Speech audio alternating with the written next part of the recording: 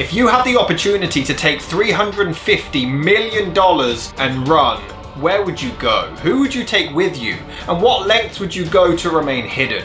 These are all questions that apply to John Ruffo, a New York conman who continues to remain hidden from the police force somewhere in the world for 26 years. John Ruffo was born on November 26, 1954 into an Italian-American family residing in a working-class neighborhood of Brooklyn, New York, where he would later attend the State University, earning a degree in computer science. It was in May 1980 when he got married to his childhood sweetheart Linda Lawston. Ruffo would go on to work for the United Computer Systems LLC in New York before forming his very own firm, the Consolidated Computer Services, or CCS. It was during this venture when he befriended fellow New York businessman Edward Reiners, who was an executive at Philip Morris USA. It was in 1992 when Reiners was laid off from his job, but he then approached Ruffo with a potential get-rich-quick scheme. They both believed that they could make a fortune playing the stock market, but they weren't sure how to get the money to get started in the first place, before they went out to lunch in Manhattan and came up with a plan. They wanted to take out several bank loans and then use the money on the stock market, pay the banks back and pocket the rest. But they needed a way to get the loans first. They ended up asking the banks to help fund a fictitious project, claiming that this was an operation with Philip Morris to develop smokeless cigarettes, with Ruffo's company CCS providing the computer hardware and offices. The duo were able to use Reiner's previous Philip Morris experience to forge the documents, and they even included confidentiality agreements which meant that the banks would only deal with Reiners directly and would never approach Philip Morris, claiming that this was all due to the sensitivity of the project. Furthermore, they even managed to trick a Philip Morris executive, Diane McAdams, to sign the paperwork under the ruse of her winning a free dinner party. Over the years, Ruffo did manage to avoid suspicion by strategically investing the money on Wall Street so he could pocket the profits and pay interest on the loans every now and then. Reiners would later admit, quote, "I had a harder time getting a home mortgage than I did getting those loans," end quote. However, it was in 1996 when their scheme was starting to unfold. A bank executive at the Long-Term Credit Bank of Japan noticed an irregularity on one of the forged documents, which is when he decided to contact Philip Morris's executive Diane McAdams, who revealed that the documents had been forged. At this point, the duo were contacted and they decided to set up a meeting, hiring one of Ruffo's own employees, Jody Backerman, to pretend to be Diane McAdams. But this plan horribly failed. Their ruse was now uncovered, which led to the FBI getting involved on March the 19th that year, setting up a sting operation and quickly apprehending Edward Reiners and Backerman, though the latter was soon released without charge. 2 weeks passed before an arrest warrant was issued for John Ruffo as well. It was estimated that the duo had managed to generate over $350 million in secured bank loans. Ruffo was facing 150 counts of bank fraud, money laundering, wire fraud, and conspiracy. His charges were so high that his bail was $10 million in the fear that he would flee the country. The majority of his assets and accounts were all frozen, and most of his immediate family ended up having to put their homes up as collateral just to secure his pre-trial release, rather than him being kept in custody. John Ruffo was very quickly found guilty and sentenced to 17 years in prison. However, by the time the trial was concluded and the sentence determined, John Ruffo failed to turn himself in.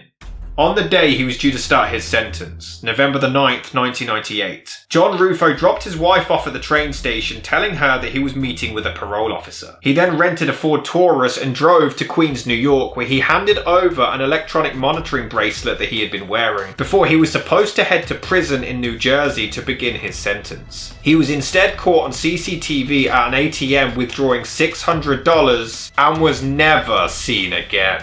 The car would soon be found abandoned at JFK Airport. $13 million that Ruffo and Reiners had swindled was never accounted for, most likely being used to keep the former hidden from the public eye. Once Linda returned home, she discovered a note from her husband claiming that he had reached his breaking point, that he had, quote, "no choice," end quote, but reassured her that he had beat authorities and he had decided to give himself to God. 3 months after his disappearance, due to the sheer financial loss caused by Ruffo, the homes of his wife, mother and mother-in-law were all seized by the government, and they were all now homeless. It was in April 2001 when Ruffo was supposedly spotted in Duncan, Oklahoma, visiting several community banks, trying to open an account to receive $250 million of wire transfers from Nigeria. The authorities were called and they quickly arrived at the motel where he was believed to have been staying, but he had already moved on. It was that same year when Linda filed for divorce on the grounds of spousal abandonment, which was granted. She maintained that she had absolutely no knowledge or involvement in his crimes,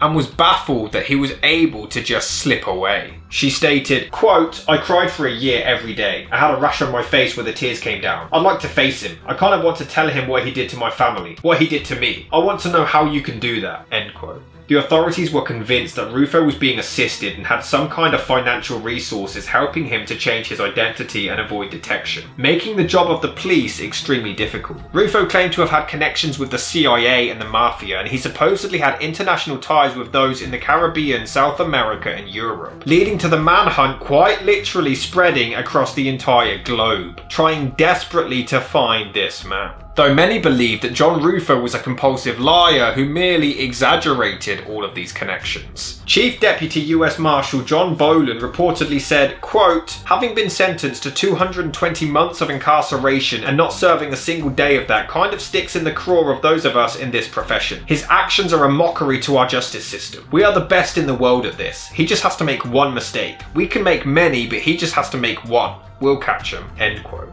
When questioned on whether or not Ruffo would ever be caught, his former attorney Jeffrey Lichtman stated, quote, "I think if I had to be a betting man, I'd put my money on John Ruffo, because from what I can see so far, he is smarter than the people looking for him," end quote. However, on August the 5th, 2016, 18 years since he was last seen, there finally seemed to be a lead.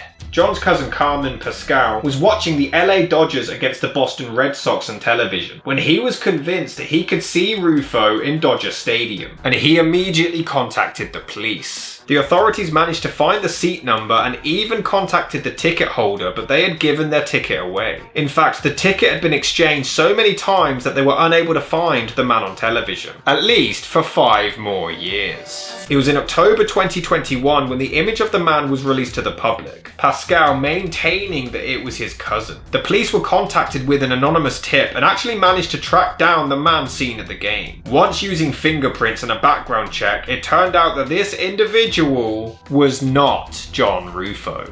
John Ruffo still remains at large with a $25,000 reward for any information that may potentially lead to his capture. He could be anywhere. Theories have spread across the globe, much like the man himself could have. One theory is that the man was aided by the mafia to help him flee to Italy. A hit had been conducted on Gambino crime family boss Paul Castellano, as well as Thomas Bellotti, just below the offices of Ruffo's company CCS, which could tie him to the mafia. He also had supposedly shown interest on living in Italy in the past, could speak some of the language, and had visited there a few times with Linda. To add further credibility to the theory, Edward J. Reiners himself admitted that their plan was always Ruffo fleeing to Italy. Linda even had found a note which had an Italian address written on it. However, this possibility was discarded, as it's believed the Italian mafia would have disapproved of Ruffo's actions, causing his family to lose their homes, and would have refused to help him. Linda, who went on to remarry, stated, quote, "My poor mother-in-law left everything in her house because she was so overwhelmed. He was not a man because in the end he punished his mother, my mother, his aunts and uncles, and the government gave no mercy. Everyone in our family put up their homes. That's how much we believed in him. He was the kind of person who would give a job opportunity to the most undesirable person because they really needed a job. He would literally give money out of his pocket to someone on the street who needed it. That's why it's so hard to believe that he turned into this monster,"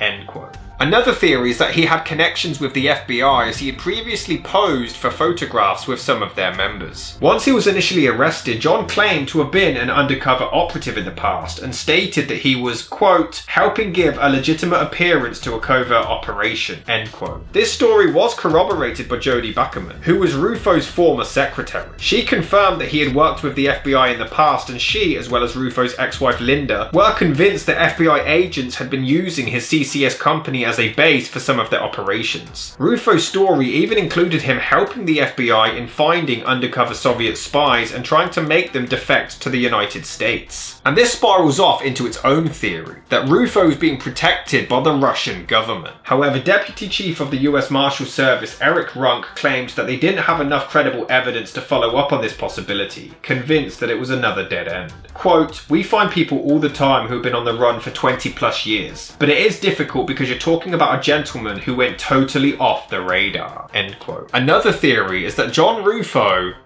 is hiding in plain sight, believing that he could simply avoid capture by blending into a crowd with a whole new alias. US Deputy Chris Lewis stated, quote, "He's a short, heavy-set white guy. You can walk down the street in any busy city in America and probably find 2 or 3 people who look like John Ruffo." End quote. One final theory, however, is that John Ruffo has passed away, and that the letter that Linda received was completely genuine. However, despite this, she wasn't convinced that he had actually committed suicide, which was agreed by the authorities, as in Ruffo's mind, him taking his own life would have actually been the complete opposite of beating the government. Though his partner in crime, Reiners, who ended up serving 9 years in prison, was convinced that he is dead. Quote, "He's gone, God bless him. He beat the system." End quote. Which means when it comes to John Ruffo's fate and whereabouts, we are still seeking answers.